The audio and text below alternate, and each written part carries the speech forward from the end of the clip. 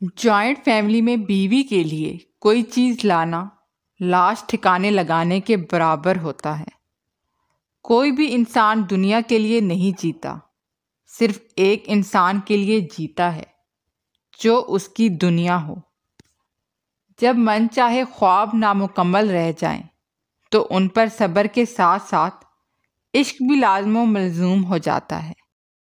आप जिससे प्यार करते हैं उसकी अदम मौजूदगी में आप यतीम ही रहेंगे, चाहे सारी दुनिया आपको गले लगा ले। मोहब्बत को रौंद कर चाहते हो कि तुम्हें मोहब्बत मिले, तो सुन लो, मोहब्बत अपने साथ बुरा करने वालों का बुरा हाल कर देती है। एक औरत की तरबियत का इम्तिहान बहू बनने के बाद और इखलाक का इम्तिहान सास बनने के बाद होता है। गलत फहमी और गुस्से से ही ताल्लुक़ टूटता है, वरना गले लगाकर कौन कहता है कि आज से मेरे और तुम्हारे दरमियान कोई ताल्लुक़ नहीं रहा।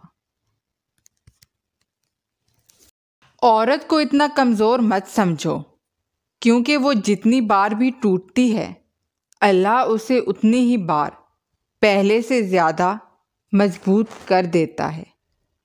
कुछ लोग अपनी जवानी का बेहतरीन हिस्सा डिप्रेशन में गुजार देते हैं।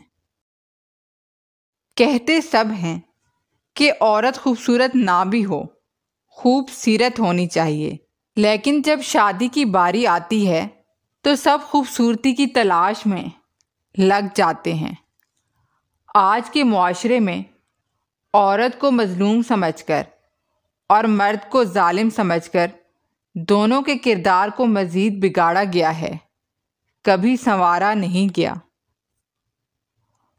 औरत को मोहब्बत देनी है तो निकाह की सूरत में दें, वरना गोश्त की ताड़ में तो जानवर भी होते हैं। औरत की तारीफ़ मत करो, एक काम करो, वो कभी भी बेवफाई नहीं करेगी।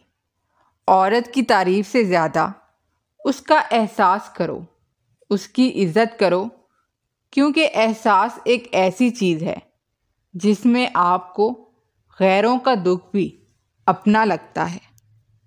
मर्द ऐसी औरत को देखने के लिए तरसता रहता है जिसके मोहब्बत भरे होंठों से वो अपना नाम सुनता है।